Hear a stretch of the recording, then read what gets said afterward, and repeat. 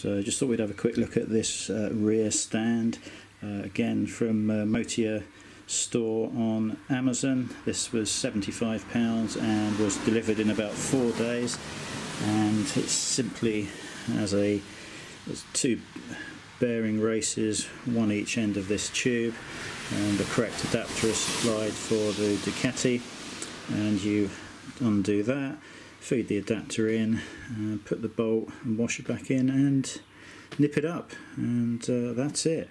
When the bike's on the side stand, this will obviously be in the upright position, and you just feed it in, lean it over slightly because the bike's leant over, slide that into the central tube and lower the back down and keep pressing, and that will allow the wheels to slide forward. They'll bring the bike up, it will come off of the side stand obviously and be lifted into position. Again, ideal for working on the back end, cleaning, whatever you've got. Assembly on this one is obviously very straightforward, and unlike the front, which was not so obvious and didn't come with instructions, but the rear one did and probably didn't need them. There is a bit of the instructions that is wrong, and you certainly don't want to do this.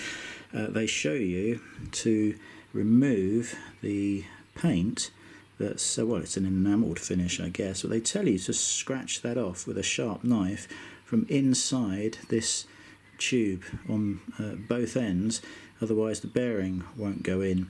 That would have made a mess of it, and you probably would have ended up chipping bits off the end here, and it's not required. The bearing goes in perfectly with the paint there, so yeah, just don't do that because it'll make a mess of the end probably, and is not required. So yeah, no issues with that, works perfectly. Must have, I guess, really. Same with the front, get the tension off of the suspension and make things very much easier to work on. Just remember to have the ignition on when you put the bike up on the stands, because if you've got a bike track, it's probably going to set it off if the ignition is off and the bike is in the alarmed mode. So just bear that in mind.